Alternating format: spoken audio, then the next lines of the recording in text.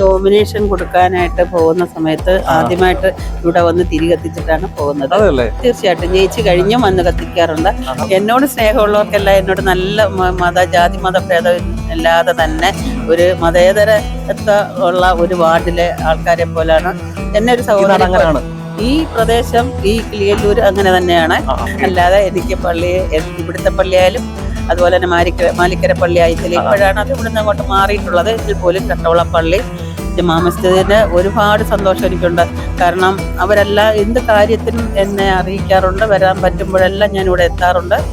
പിന്നീട് പള്ളിക്ക് വേണ്ടിയിട്ട് എനിക്ക് വേറെ പള്ളി ആയതിൻ്റെ പേരിൽ മറ്റുള്ള സഹായങ്ങളൊന്നും ചെയ്യാൻ നമുക്ക് കഴിയുന്നില്ല.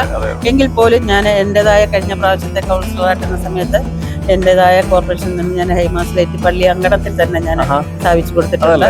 ഇപ്പൊ പള്ളികളുടെ ഈ വിശേഷമായിട്ട് ബന്ധപ്പെട്ട് 2 ബൾബ് കത്താതിരുന്നപ്പോൾ തന്നെ എന്നോട് നമ്മുടെ പയ്യൻ അഫ്സൽ വിളിച്ച് പറഞ്ഞ പിറ്റേ ദിവസം തന്നെ ഞാനത് കത്തിച്ചു. അതുപോലെ പള്ളിയുടെ നേർച്ചയായിട്ട് ബന്ധപ്പെട്ട് തന്നെ പ്രദേശങ്ങളെല്ലാം ഞാൻ ചെത്തി വൃത്തിയാക്കാറുണ്ട്. ലൈറ്റുകളൊക്കെ കത്തിച്ചു കൊടുക്കാറുണ്ട്. എന്നെ ഒരു ദേവാലയം പോലെ ഞാൻ കാണുന്നതാണ്. ഞാൻ എന്റെ വിശ്വാസം അതാണ്. എനിക്കെല്ലാം ഒരേ വിശ്വാസം തന്നെയാണ്. മനോഹരമാണ് തീർച്ചയായിട്ടും. കാരണം എല്ലാം നല്ല ഒത്തൊരുമയോട് കൂടി പോകുന്ന ഒരു നാടാണ് ഇവിടെ. അതുപോലെ ജനങ്ങളും ഒക്കെ തന്നെ അയത്തിൽ കട്ടവള ജമാ മസ്ജിദ് എന്ന് പറയുന്ന പള്ളി, അത് കൂടെ ഉള്ള വിശേഷങ്ങളിലെല്ലാം എത്താറുണ്ട്. എല്ലാവരുമായിട്ട് സഹകരിക്കാറുണ്ട്. എന്തു പറയുന്നു? ഞാൻ ഈ ജമാഅത്തിൻ്റെ പ്രസിഡൻ്റാണ്. ഞങ്ങളിപ്പോൾ ഇപ്പോഴത്തെ പരിപാലന കമ്മിറ്റി വന്ന് 70 ദിവസമായി.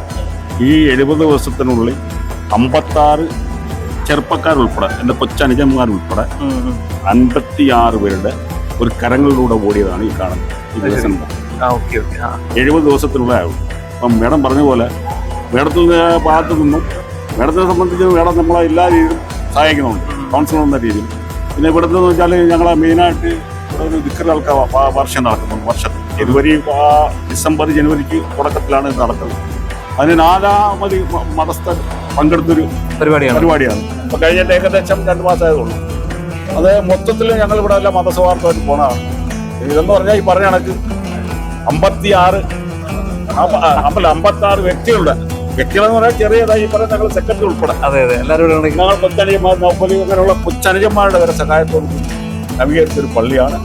ഇന്നിപ്പോൾ ഞങ്ങൾ സ്ത്രീകൾക്ക് വേണ്ടി നാളെയാണ് ഇതിൻ്റെ യഥാർത്ഥത്തിൽ ചടങ്ങ് നടക്കുന്നത്, ഉദ്ഘാടനം നടക്കുന്നത്.